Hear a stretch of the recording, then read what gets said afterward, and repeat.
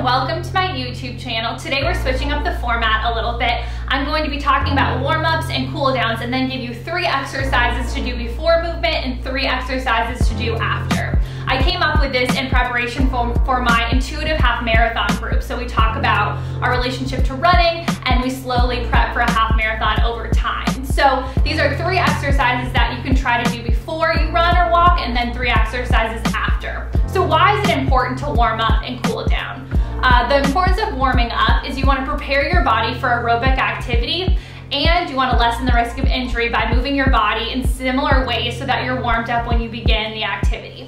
Why is it important to cool down? So first you want to decrease your heart rate slowly and your blood pressure after you move. And secondly, cooling down helps you regulate blood flow so that over time you're able to recover quickly. So those are the reasons you need to warm up and cool down. But let's get right into those exercises. So our first exercise today is a hip bridge march. Hip bridges are an amazing way to warm up your glutes and your hamstrings and really get ready for movement. So for a hip bridge, you're going to start on your back, pressing the low back into the mat and really try to find a neutral pelvis here. Start to squeeze your glutes even before you lift up off the ground. And also you want to make sure your spine is neutral all the way up into your skull. So press the feet into the ground, lifting the hips up into a low bridge. Don't even think about arching your back. You really want to keep that pelvis neutral. So here is a normal hip bridge. If this feels good to you, just stay here. You don't need to add on the marches. But with any running movement, you're coming into hip flexion and extension. So that's where we're adding in the marches. So you're going to lift that knee up so it's over your hip and then bring it back down. Alternate to the other leg, lifting up into that march and back down. So as I mentioned earlier, you're basically copying the movement of running in a different position. So warming up those muscles that are crucial for when you start running. So marching back and forth, and maybe you can do this for 30 seconds, a minute, whatever feels right to you here. So that's our first exercise, is a hip bridge march. All right, our second exercise today is side lunges. So when we're running and walking, we're moving just forward and back. So it's really great before you start that run to do some lateral movement, so side to side movement. So our second exercise today is side lunges. So you're bringing those feet a little bit wider than hip distance. I like to put my hands on my hip bones, pressing the hip back, and you notice my knee is staying over my hip so it's not coming too far forward. And I'm hinging back and forth over each foot. You can put the hands on the hips, you can put the hands together, and my spine is neutral, so I'm not falling forward, I'm not arching my back, and I'm just moving back and forth, warming up those glutes, getting into the adductors a little bit, and really warming up the whole hip region. So our third exercise today doesn't have a specific name, but I call it the Abductor Series. So your abductor connects from your hip down into your knee, and a lot of people who have IT band syndrome, it's because of a weak abductor, and so they're super important when you're running or walking. So the first exercise for the Abductor Series is just a hip abduction. So notice that I'm not bringing this hip up. Again, those hips are staying neutral, and you're coming out to the side and back in. The second one is coming forward. So the toe is flexed in towards me, and this knee has a little bend to it. You can also totally do this with your knee bent if that feels better too. And then the third one, I'll show it a little bit of an angle, is out to the back.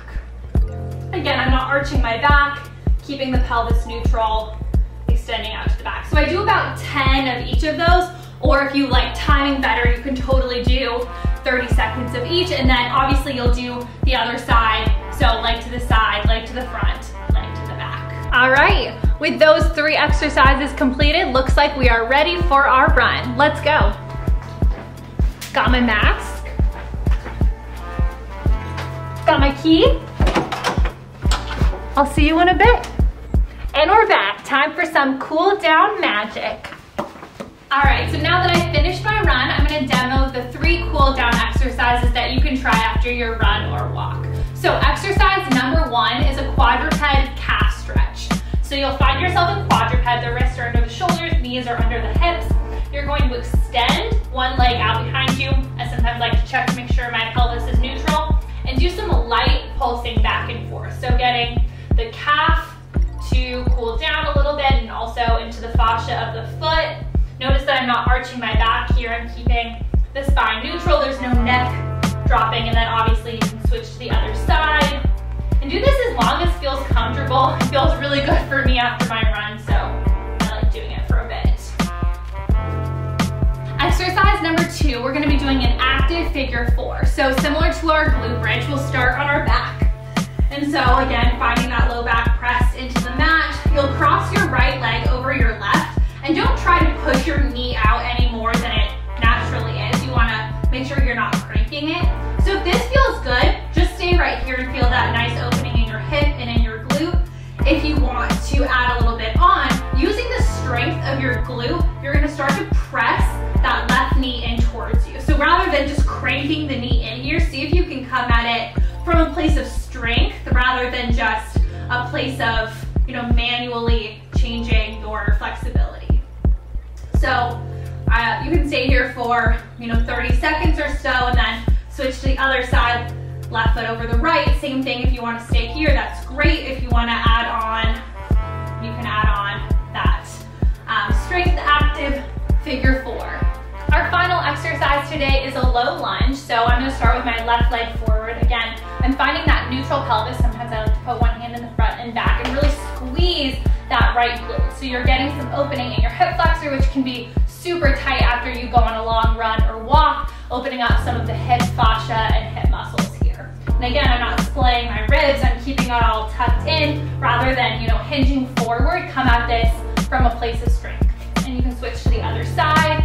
And here you can also find your arms up if you want to get a little bit reach at the scapula. You can also do some side bends, but again, we're coming at it from strength here, so I'm not splaying my ribs or arching my back. And this can feel so good after you go on a run. So those are the 3 exercises that you can use before you go on a run or walk, and then the 3 exercises to do after. A couple notes just before we end. Warming up and cool down is so important for recovery and for long-term movement habits because it helps you recover faster and prevent injury. Any type of movement that you're doing requires some sort of warm up and cool down, and that may look different depending on what you're doing, but take some time today or this week to try to remember and focus on how you want your warm-ups and cool downs to look. You want them to be dynamic, you want them to mimic the movements that you're gonna do in whatever movement practice you're doing, and you want it to be fun, because above all, movement should be joyful. So, thank you so much for watching this video today. Again, my name is Mallory. Subscribe if you haven't already, like or comment, and I'll see you all next week.